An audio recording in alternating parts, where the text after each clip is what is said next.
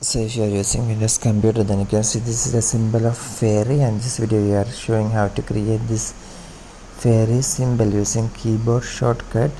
So for this you must either open your Microsoft Word or PowerPoint, and you can see this is the number lock key in the keyboard. You must press the number lock key in your keyboard, and this is the Alt key on the left side of the spacebar. You must press and hold this Alt key.